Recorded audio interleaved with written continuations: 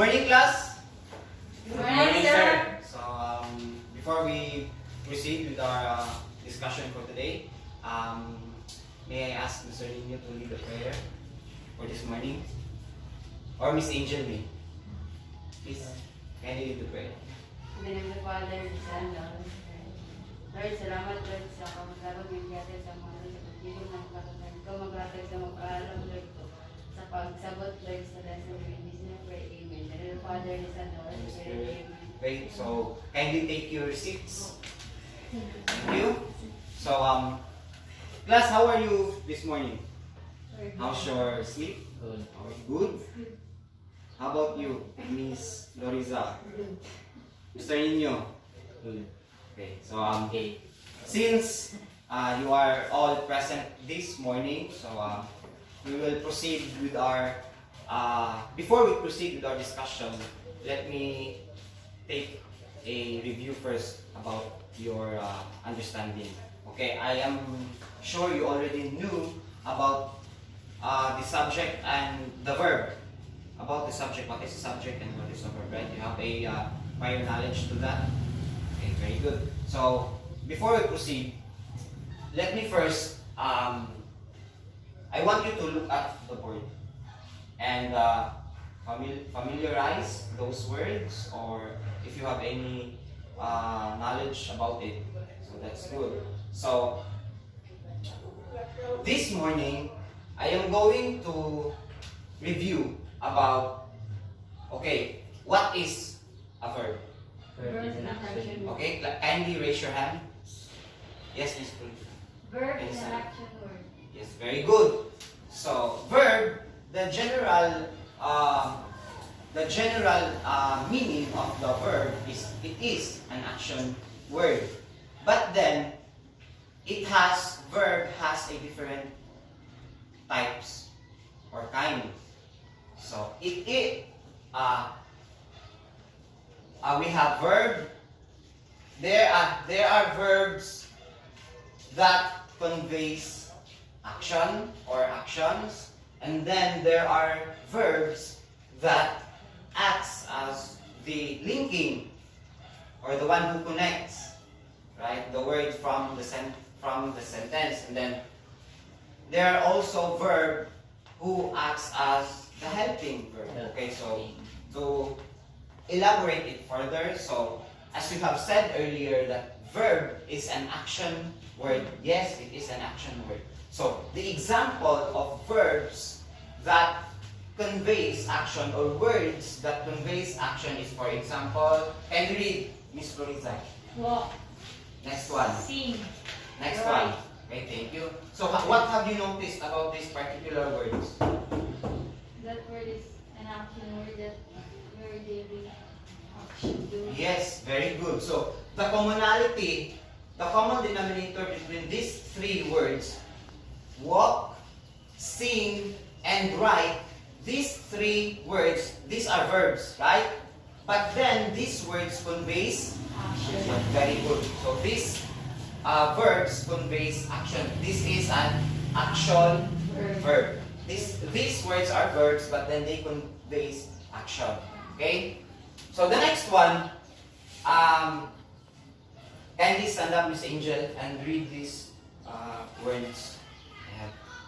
On the board. Have, and does. Okay, thank you. Very good. So, had, have, and does, these words are still Action. verbs. These words are still verb. Just like walk, sing, and write. But then, unlike these words, walk, sing, and write, they are action. But these words, had, have, and does, they act as Helping the helping Verb. verb. Yes, so, as you have noticed, these words walk, sing, and write conveys action. But then, this word had, have, and does, they do not conveys action. But then they are considered as verbs. But their function is to as a helping verbs. Gets? You understand? Yes. Good. Okay. So the last one, Kindly stand up, Mr. Nyo, and read the following given examples. Are, is, was. Okay. Are, is, and was. These words are still examples of Verb. a verb. Yes, very good. But then, unlike the first example, walk, sing, and write, that conveys action, and then had, have, and does, that acts as the helping verb. These words, are, is, and was, acts as a linking verb. Yes, so the one who links our subject to the sentence. So, we will elaborate on that further in our discussion. Okay, so para masabtan mo. Okay, so again, verbs have three types. The first one is, Action verb, the next one is, helping verb, and the last one is. linking verb. Okay, so what are the examples of action verbs? Sing. Walk, sing, write. Okay, so every word that conveys action, that is considered to be an action verb. Okay, the examples of helping verbs, Had, have, and does. So those words are still verbs, but then they are not words that conveys action, but they are still verbs. Okay, the last one is, linking verb. so the examples of linking verbs are Are, is, Was. was. Very good. They are not an action word, but still they are verbs because they act as. linking verb. Very good. Okay. So I have here, class. I have prepared my IMs for this morning.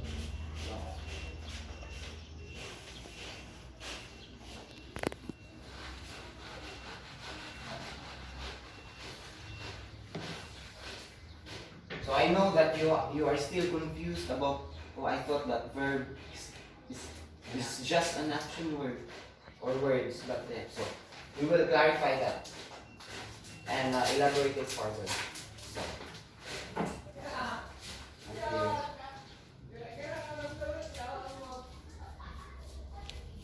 okay. I want you to read this example sentence. Everybody. The list of items is on the desk. Again.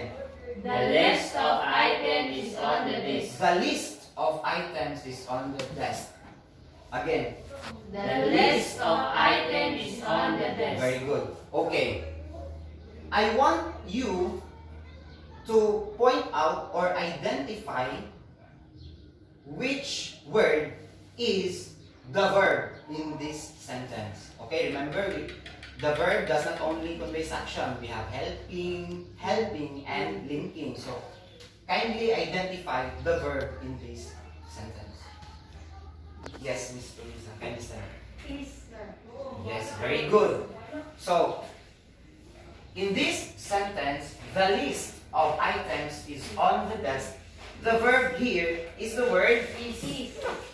since is what kind of verb? Linking verb. Very good. So, we will do if we find it or we identify it as verb, so we will underline it once.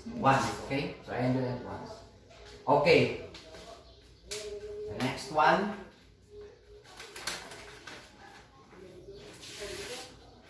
Here.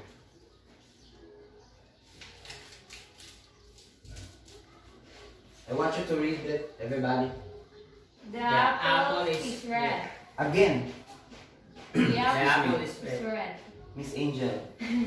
The apple is red. Very good. So the apple is red. So I want you again to identify which of in this sentence, which was the one is the verb. Can you stand up? Mr. Nino? Is. Yes, very good.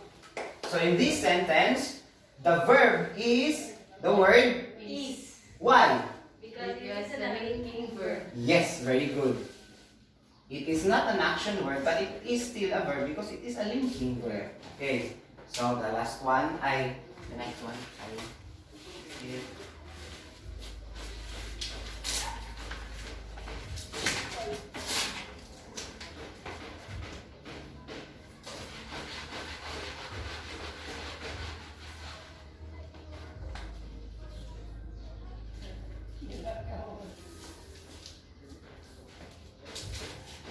okay, so I want you to read it, this sentence. Please, everybody. She writes every day. Again. She writes every day. Again. She writes every day. Okay. She writes every day. Which of these words in this sentence is the verb? Yes, Miss Angel. Can you stand up? Writes, sir. Very good. Very good. So please take your seat. Yes. She writes every day. In this sentence, the word write is the verb. Why? Because the word is action word. Very good. The word write conveys an action. So it is a verb. Very good. So, in these three given examples or three given sentences, can you identify, for example, in this sentence, the list of items is on the desk? Can you identify which of, what word in this sentence is the subject? Anyone?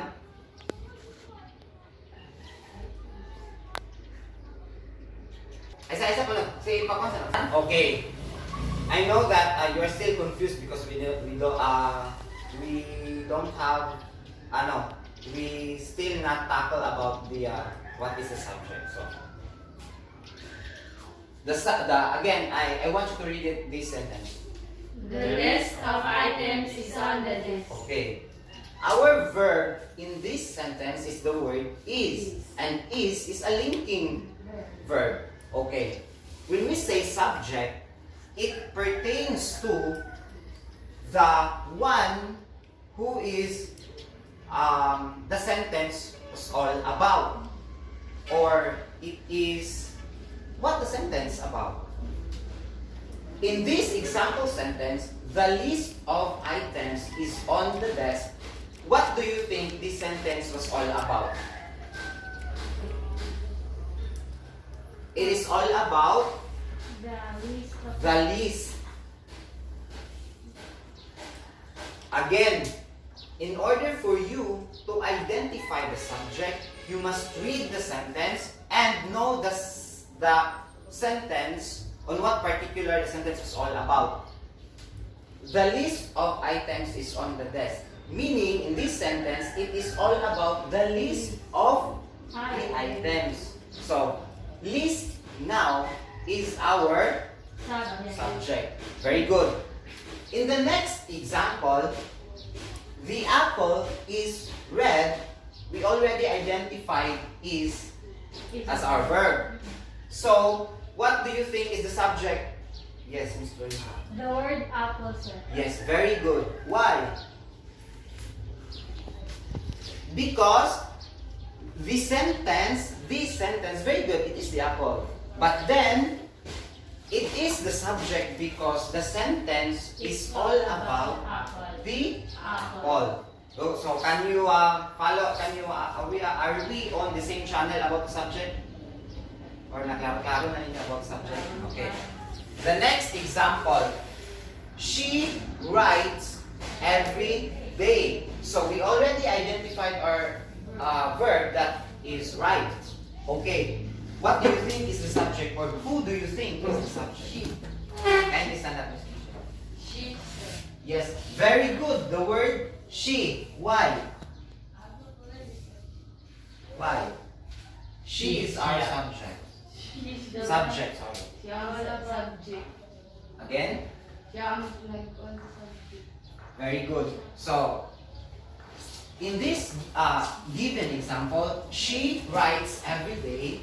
Our sentence, our subject is she, Because this sentence refers to or all about she. Who writes every day? She. So what was the sentence all about? She. Because she was the one who writes every day.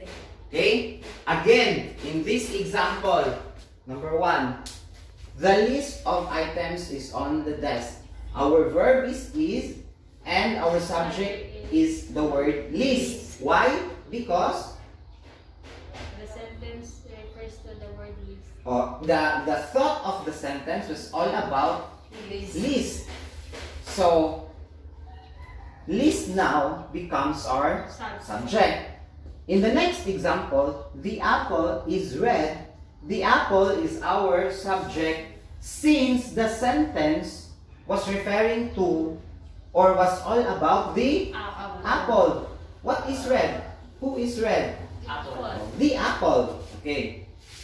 And then, the third example, she writes every day. So she is our subject because the sentence refers to as she was the one who writes every day. Gets? Yes, sir. Gets? Yes, sir. Very good. So now, I have here, class, another set of examples in order for you to have to be enlightened about this.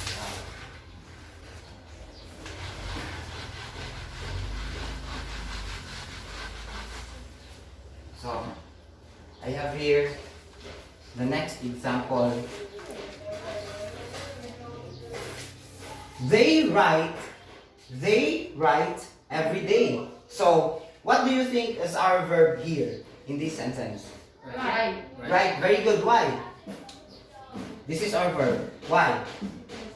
That word is an action. Very good. Right is An an action. action word. So this is our verb.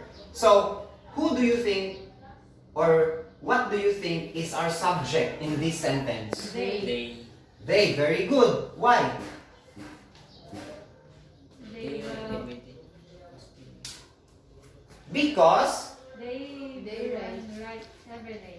very good. So the sentence is all about they. That they was writing every day. So it is all about they. So they is our subject. Have you already in your have you got it? Yes, sir. Very good. So I want you to notice each given examples, each sentence, and I want you to give me about what your observation about this given example.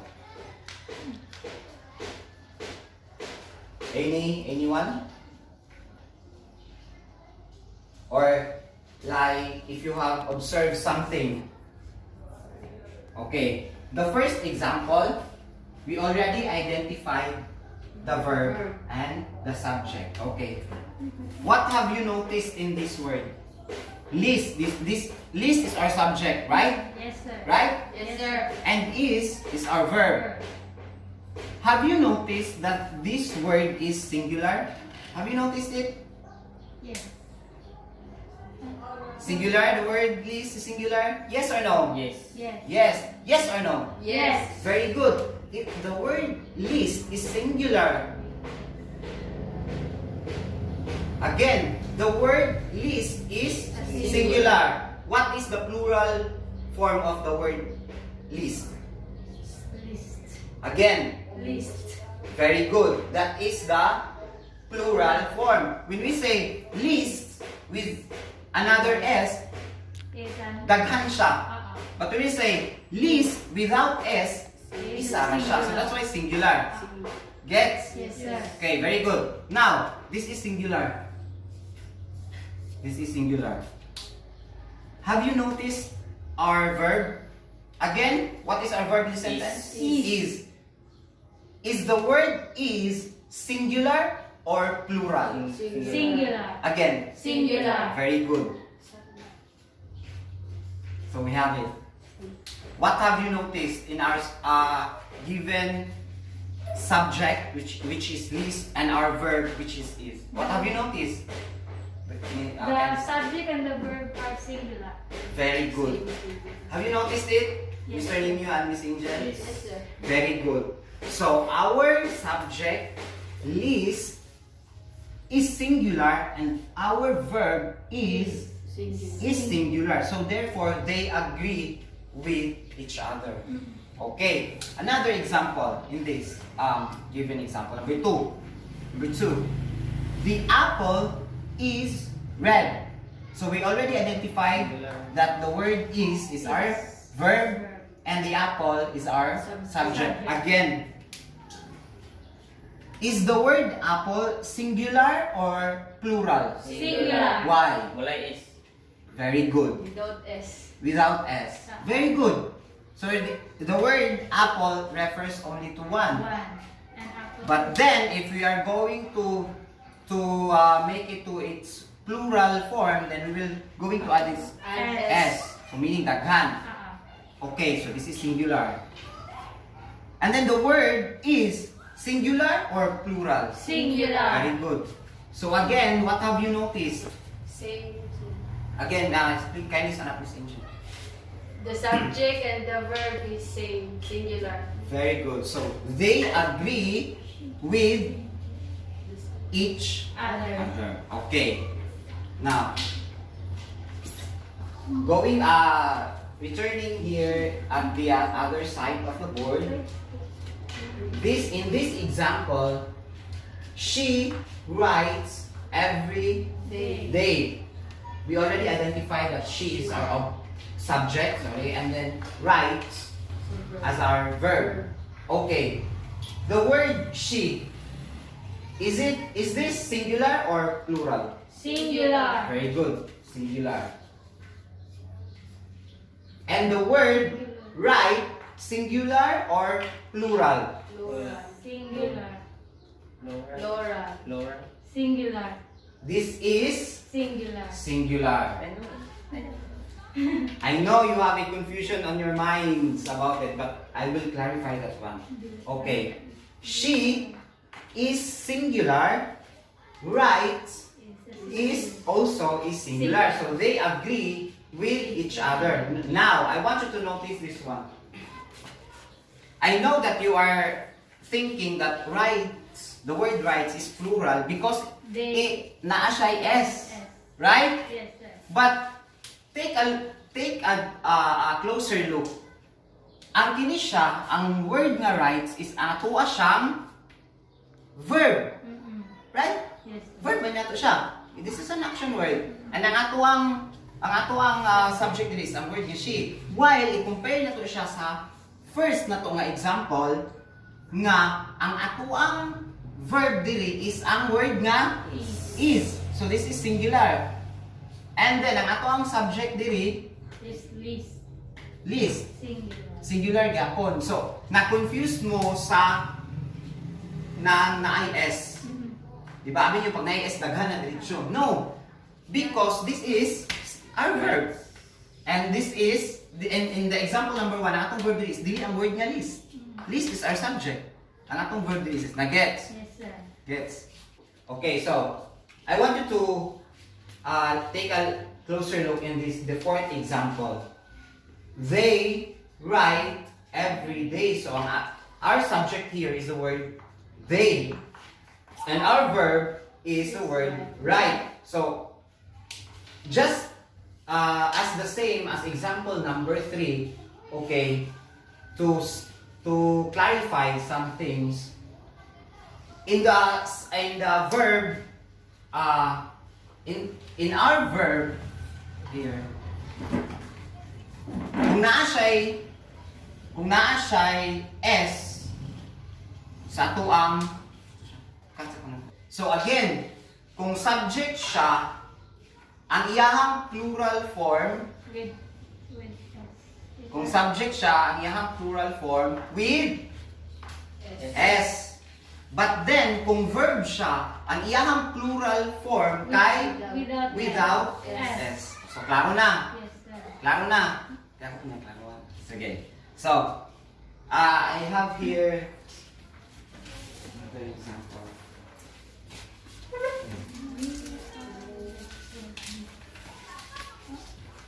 Okay, so in this sentence, we are the world. What do you think is our subject here? Yes. The word we, sir. Yes, very good. This is our subject. And then, what do you think is our verb? Are. Very good. So, we, is this singular or plural? Plural. Plural, very good. Because daghan siya, we, refers to daghan. And then our verb is are. So, is this singular or plural? Plural. It is plural. So, have you noticed we and are the same plural? So, they agree with Each other. each other. So, the subject, the general rule in subject and verb agreement is when your subject is singular, your verb must also be singular. Very good. And when your subject is plural, your verb must also be plural. Very good. So, that is our lesson for today. But then, in order for you to understand further, I have prepared some application through internet for you to read and an activity for you to answer. Okay?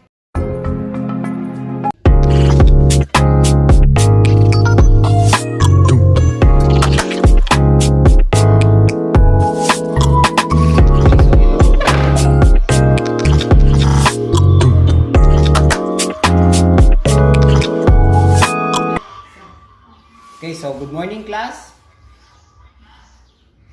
So this morning I am perfectly aware that some of you are not in class today because of the connection problem. But anyway, I will proceed with our continuation about our discussion a while ago about the subject and verb agreement. So I have prepared some PowerPoint presentation today on this morning. So,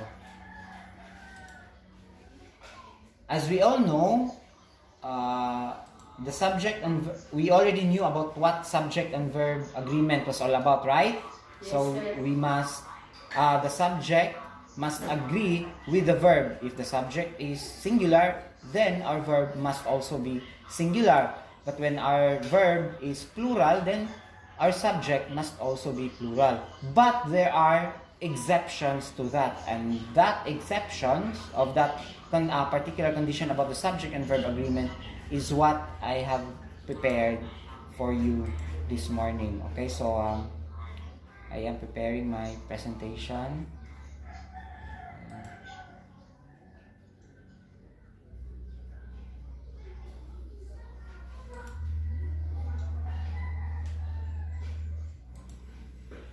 Okay, so just wait for a while.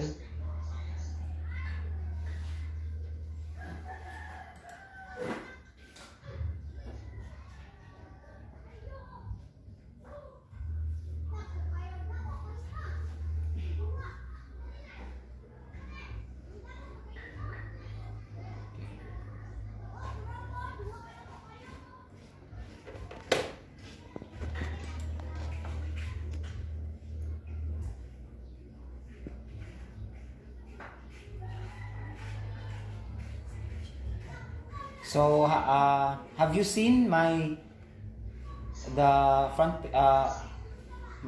presentation class? It's not yet done, but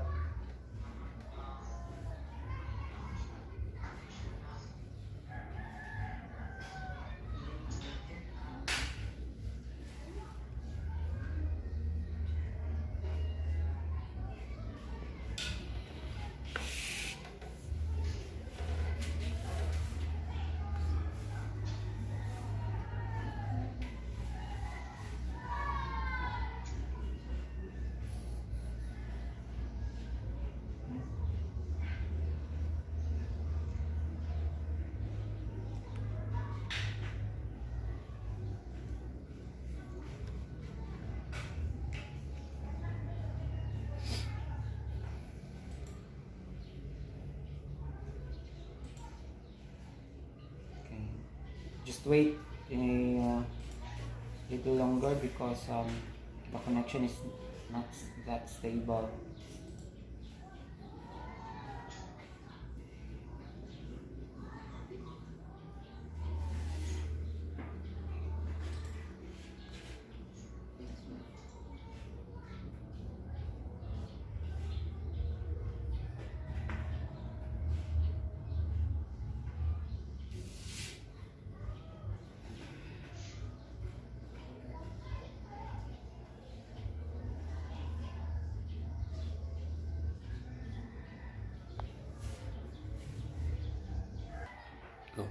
Okay, so class, I am going to instruct you about the other learning apps. So aside from what we have done today, we are using the Google Meet application. So aside from Google Meet, this is an interactive app. We have Kahoot and Nearpad. So I am going to send the link of those learning apps to you or on your Facebook page. What do you call this, in your Facebook account or in our GC, Classroom GC, in order for you to only to click that link that I am going to send, and you can access the Kahoot app and the Nearpad. Okay? Okay, thank you.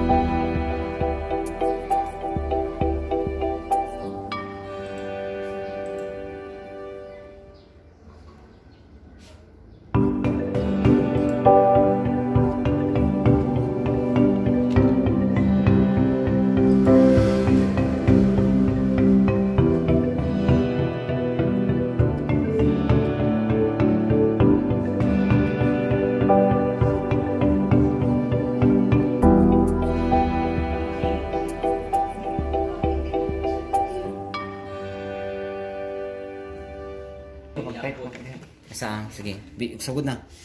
Tapos ako. Ika na, gigil sa una.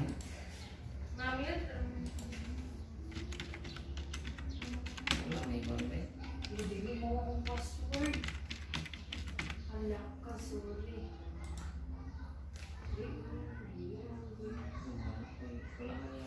Okay. Next one is... Hindi mo na, may account,